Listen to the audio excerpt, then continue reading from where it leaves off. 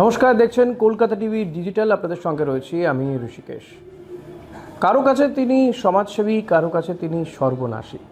সেই জর্জ সোরসকে গৃহবন্দী করেছে মার্কিন পুলিশ। গত শুক্রবার ভোর 5টা নাগাদ তাকে গৃহবন্দী করার জন্য পুলিশ যায় এবং সেই সময় তিনি ঘুমের মধ্যে ছিলেন। সেই অবস্থাতেই তাকে গৃহবন্দী করে এবং কোনোভাবে তার ছেলে আলেকজান্ডার সোরস তিনি গোটা বিষয়টি আগেভাগে জানতে পেরে গিয়েছিলেন। তাই ভোর 3:20 নাগাদ তিনি পালিয়ে চলে যান দুবাইতে। এবং দুবাইতে তার এই চলে যাওয়ার পেছনে কারণ রয়েছে।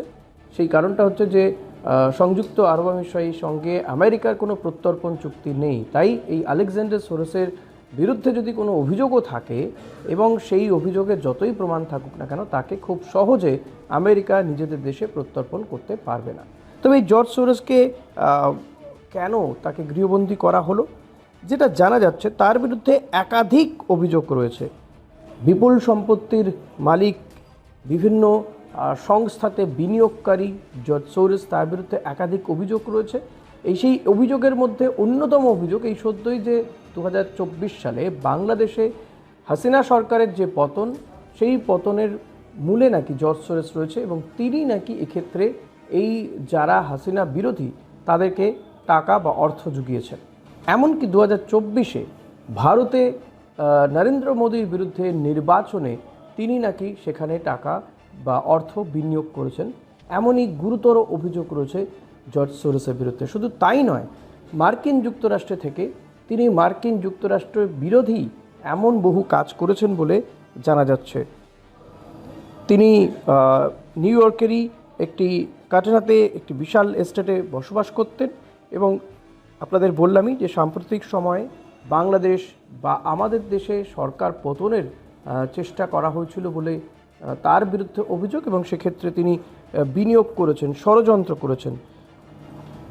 তার বিরুদ্ধে আরও একাধিক অভিযোগ রয়েছে। গত 30 বছর ধরে আমেরিকার যে সমস্ত দাঙ্গা হয়েছে, প্রতিটি প্রসিকিউটর, প্রতিটি উন্মুক্ত সীমান্ত দিয়ে মুসলিমদের অনুপ্রবেশ বা যারা আমেরিকাতে অনুপ্রবেশ করেছে সেই সমস্ত অনুপ্রবেশকারীদেরকে সহযোগিতা করা থেকে শুরু করে আমেরিকার জনবিন্যাস পরিবর্তন করার যে চেষ্টা, সেখানেও তিনি নাকি বিনিয়োগ করেছেন। এমনই একাধিক অভিযোগে কিন্তু তাকে গৃহবন্দী করা হয়েছে। মার্কিন যুক্তরাষ্ট্রের বর্তমান যিনি প্রেসিডেন্ট ডোনাল্ড ট্রাম্প, তিনি নির্বাচনী প্রচারে বারবার বলেছেন যে জর্জ সোরসকে হাঙ্গেরিতে পাঠিয়ে দেওয়া হবে। তিনি হাঙ্গেরির মানুষ এবং একটা সময় তিনি মার্কিন যুক্তরাষ্ট্রে এসেছিলেন, অনুপ্রবেশ করেই কার্যত এসেছিলেন।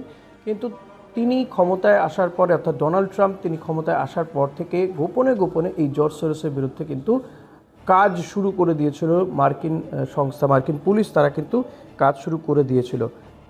যেটা জানা যাচ্ছে যে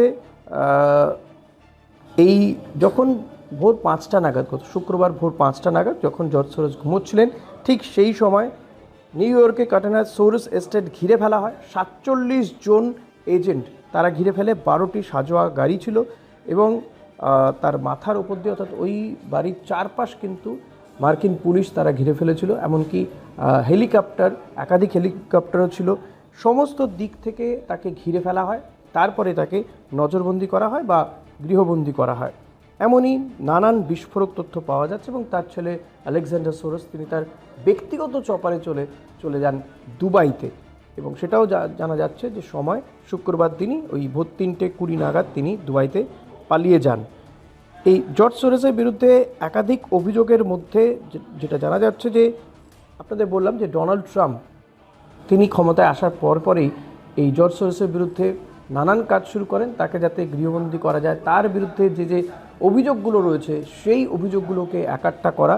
তার মধ্যে অন্যতম যে বিষয়গুলো রয়েছে যে 26 সালের 14ই ফেব্রুয়ারি, অর্থাৎ এই বছরেরই 14ই ফেব্রুয়ারি ডোনাল্ড ট্রাম্প একটি আদেশ নামাতে, অর্থাৎ 14,291 স্বাক্ষর করে ফেলেন এবং এর জন্য ডোনাল্ড ট্রাম্প কিন্তু কোনো সাংবাদিক সম্মেলন করেননি, কোনো ঘোষণা করেননি। ফেডারেল রেজিস্টারে 47 পৃষ্ঠায় সমাহিত রাখা হয় ট্রাম্পের সেই আদেশ। অর্থাৎ সেই আদেশে বলে দেওয়া হয়েছিল যে জর্জ সোরসকে কীভাবে গৃহবন্দী করা হবে বা তার বিরুদ্ধে মার্কিন প্রশাসন ঠিক কী ব্যবস্থা নিতে চলেছে। এখন দেখা যাক যে এই জর্জ সোরসকে আলটিমেটলি তার বিরুদ্ধে আর কি পদক্ষেপ করে। 120টি দেশে $32 বিলিয়ন তহবিল রয়েছে এই জর্জ সোরসের বিরুদ্ধে। মূলত মার্কিন এই ধনকুবেরের বিরুদ্ধে আগামী দিনে আর কি পদক্ষেপ করা হয় সেদিকে নজর থাকবে।